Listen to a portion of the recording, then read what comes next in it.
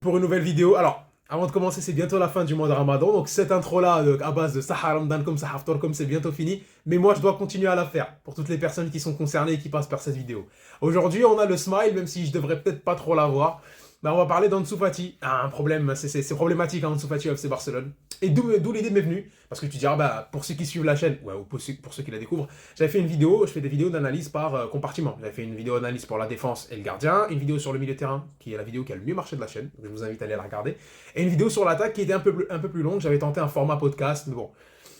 Et j'avais parlé d'Ansu Fati, mais là c'est un petit peu particulier. Parce que ce matin, je me réveille, bah, je prends mon téléphone comme tout le monde, et je vois une notification push de RMC, et qui disent Tottenham prêt à mettre une somme incroyable sur un attaquant du Barça.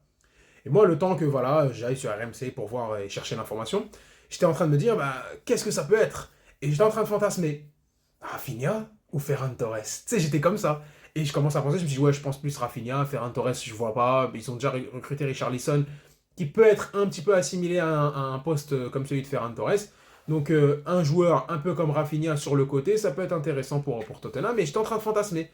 Rafinha, 100 millions, bon, là, acheté 50. Mais et en fait, l'idée m'était pas du tout passée par l'esprit que ça pouvait être Ansu Fati. Et en ouvrant la notification, l'article du coup, et je vois quoi? Je vois 100 millions d'euros pour Ansu Fati. Bon, c'est une rumeur. On va pas faire une vidéo sur la rumeur 100 millions d'euros Ansu Fati. Là, il y a d'autres chaînes pour ça. Juste pour ça.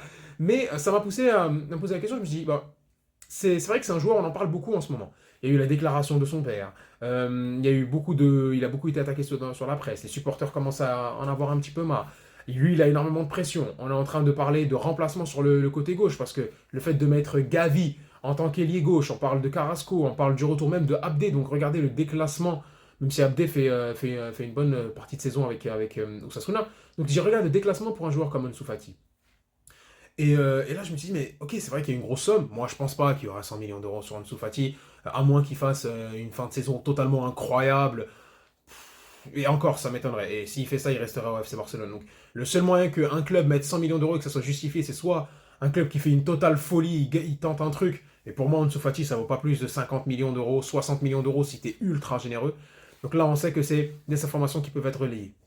Et là, aujourd'hui, j'ai voulu parler de ce joueur-là. Alors, on va faire un petit récapitulatif sur c'est qui Ansu Fati finalement. Ansu Fati, c'est un joueur qui vient dans les années 2018, 2019, 2019 plutôt. Voilà. C'était la dernière saison de Valverde, c'est lui qui le lance. À l'époque, on avait le maillot à damier. Et c'était l'arrivée de Griezmann, et on avait une attaque, Griezmann, Suarez, Lionel Messi. Et on joue un match face au Real Betis où il rentre. Et moi, je m'en souviens très bien. J'étais parti pour 5 minutes, je me suis levé de ma télé, je suis revenu. Et mon père, il me dit, bah, t'as raté pendant ces 5 minutes-là. T'as un petit joueur qui rentre, qui s'appelle Ansu Fati, qui est incroyable, tu vois. Et ah ouais, oui, oui, il a 17 ans, il dribble et tout. Et moi, finalement, je revois après, on continue à le voir les matchs d'après, et c'est vrai qu'il fait une entrée tonitruante dans ce match-là. Il y a la photo légendaire avec Lionel Messi qui le prend dans les bras. Je crois que ce match-là, Messi le joue pas, il me semble. Je crois que ce match-là, Messi le joue pas. Avec le doublé de Griezmann et tout, c'était une bonne période. On s'était fait taper par Liverpool, mais on avait un effectif qui continuait. Et Ansu Fati, ben, pourquoi ça nous faisait plaisir? Ben, parce que tu avais les blessures de Ousmane Dembélé. T'avais les blessures d'Ousmane Dembélé, donc en tant qu'ailier de profondeur, t'avais pas. T'avais Luis Suarez, t'avais Griezmann, t'avais Messi, qui sont fondamentalement trois joueurs d'axe. T'avais à l'époque Carlos Pérez, il me semble, je pense, c'est ça, Carlos Pérez. Mais c'était encore un jeune de la Masia que tu pouvais avoir, mais on comptait pas là-dessus. Par contre, Ansu Fati, c'était un second souffle. T'avais le départ de Neymar, t'avais son retour avorté, les blessures, comme j'ai dit, d'Ousmane Dembélé. Et là, t'as un jeune qui arrive, très rapide, très technique, très percutant. Et en plus, une fois que tu vois tout ça, parce que t'avais de l'autre côté, tu voyais Vinicius. Ah, vraiment, il a salement progressé, hein, celui-là aussi, hein. Mais tu voyais Vinicius à l'époque qui faisait des choses similaires, qui allait très rapide, qui était très rapide dans les projections, qui avait beaucoup d'élimination, mais il pêchait dans la finition ou dans le QI foot. Hein, voilà, c'est les personnes qui n'ont pas connu cette époque-là, même si ça fait pas très très longtemps et qui voient le Vinicius de maintenant. Mais franchement, mouillez-vous la nuque, hein, parce que c'était vraiment pas le même joueur. Bref, pour revenir sur Ansu. Et le problème, c'est que Ansu, enfin le problème, le truc de ouf, c'est qu'Ansu Fati, bah, il marquait des buts. Il avait des stats incroyables, je crois 12 tirs, 12 buts, enfin j'abuse, mais des stats quasiment proches d'une frappe, un but. De la tête, pied droit, pied gauche, en allant sur son côté. Et là, il y avait une vague d'optimisme immense. Parce que tu t'es dit, enfin, on a une relève. Enfin, on a une relève, et en plus, ça vient de la Masia. Donc tout ce que ça peut procurer en termes de mémoire pour les supporters du Barça. Suite de ça, bah, il enchaîne pas mal de choses qui ne vont pas dans son sens finalement. Il enchaîne pas mal de blessures. Quand il essaie de revenir, c'est pas évident. Même s'il revient, je pense, l'année dernière, après le départ de Koeman, il revient sur une action, il frappe un but, on l'espère, mais il se reblesse. Et tu attends qu'il revienne encore une fois, même avec Xavi, qui lui donne sa confiance. Tu vois quelques petits trucs, mais Tu sens que ce n'est plus le même joueur. Il n'a plus la même confiance dans les accélérations, il n'a plus le même instinct, même en termes de frappe. Tu sais, avant, tu le voyais face au but, tu disais, mais Ansu Fati, ça va rentrer. Que ce soit plat du pied, orientation sur le côté, même quand il referme son pied, pointu, de la tête, il était toujours présent. Et c'était un joueur qui était super déjà à voir jouer parce qu'il y avait beaucoup d'enthousiasme quand tu le voyais jouer, parce qu'il emballait le jeu dans un Barça qui était lent, comme je le disais tout à l'heure, mais il avait cette capacité à inscrire des buts. Et tu dis, bah voilà, ça peut venir autre part que de Lionel Messi, autre part que de Luis Suarez, de Griezmann, et même après par la suite, quand tu voyais un Aubameyang ou un Luc de Jong ou même un Memphis Depay. Le truc, c'est que le Barça cet été a pas mal recruté. Et on s'était dit, bon, on a ce qu'il faut à droite avec Rafinha et Ousmane Dembélé. On a Lewandowski en neuf, donc normalement ça devrait être bon. À gauche, il y a Ferran Torres qui peut jouer à gauche. Bon, étant Ansu Fati, c'est ta saison, on peut y croire. Et Ansu Fati, finalement, il n'a jamais réussi, encore même cette saison, à s'imposer. Il y a beaucoup de problèmes dans l'équipe de Xavi. On sait, offensivement, c'est peut-être pas le mieux, sachant que tu as Pedri et Gavi qui apportent beaucoup offensivement. Donc, avec une mise en place du 4-4-2 qui laisse moins d'espace aux élites, qui laisse moins de place d'expression pour cet ailier-là.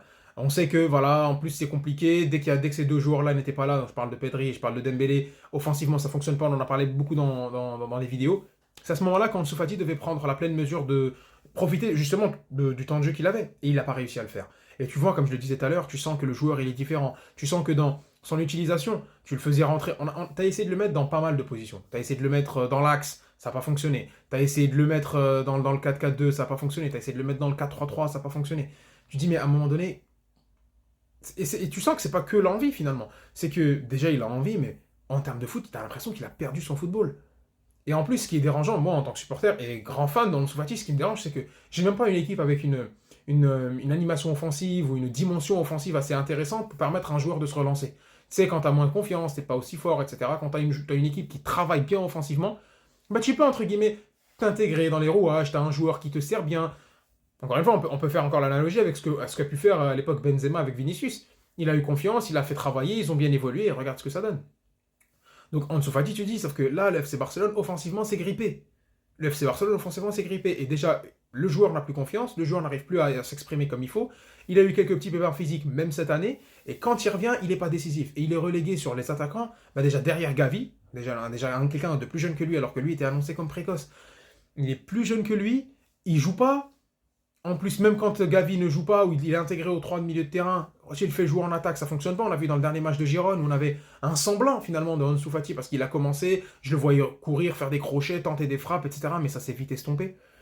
Tu vois, ça s'est vite estompé. Tu le relègues à un joueur, allez, maximum de super sub, mais encore, ton attaque elle est grippée, donc tu as besoin d'un joueur comme ça. Et tu t'accroches, bah, tu te dis le numéro 10 c'est trop lourd pour lui, des conneries du genre. Ça ne tient pas qu'au numéro 10 selon moi, bien sûr, ça tient pas, mais la pression qu'on a mis sur lui. Parce que tu es le renouveau du FC Barcelone. On comprend que économiquement c'est compliqué, on compte sur toi, pour tous les symboles qu'il y a autour de toi finalement. Et il n'a pas su passer ce step. Physiquement, il n'a pas confiance. Mentalement, ça ne suit pas parce qu'il voit que les performances, ça ne fonctionne pas. Le public du Barça qui est conciliant, mais là qui commence vraiment à avoir de la peine.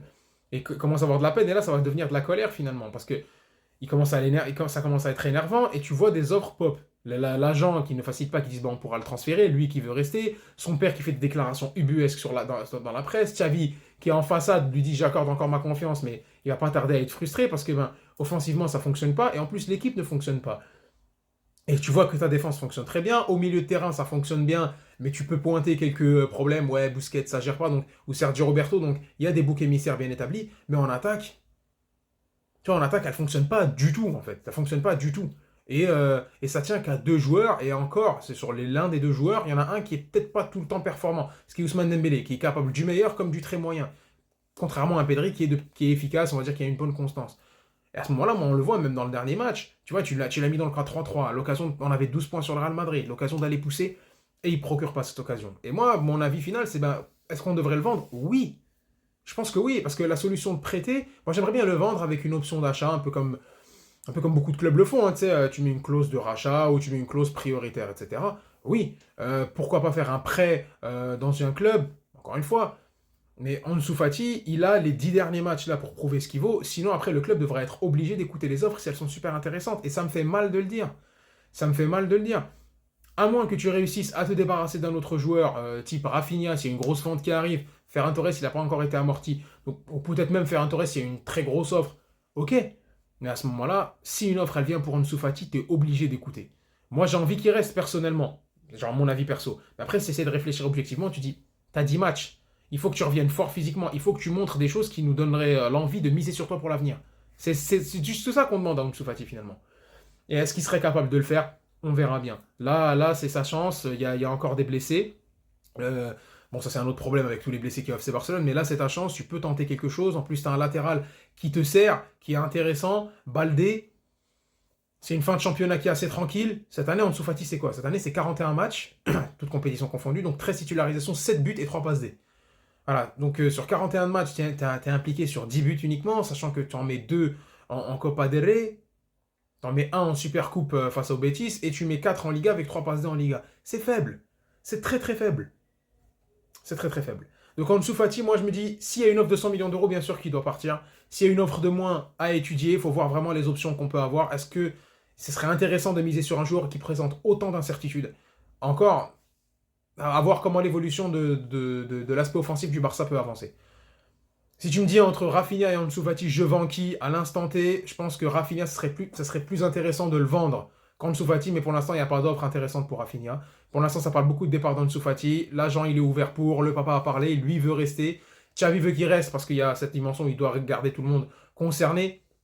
Mais à voir. Moi, demain, s'il y a une très grosse offre pour Ansu Fati et que tu me proposes un remplacement intéressant, même si c'est par exemple, on a parlé, il y aura la vidéo sur l'attaque, j'ai mis beaucoup de temps pour la faire, mais je la ferai. On a parlé d'un Carrasco, on avait parlé, bon, El Abdé, moi je suis pas pour. Hein. C'est-à-dire que je trouve qu'il fait de très bonnes choses à Osasuna, mais dans une vision Barcelone, je pense que je garderai Ansu Fati entre les deux. Il me présente plus de certitude malgré la situation. Parce qu'El Abdé, on ne sait pas comment il peut évoluer. Encore lui, ça peut être une rentrée d'argent parce que Leeds s'est positionné, etc. Donc on verra.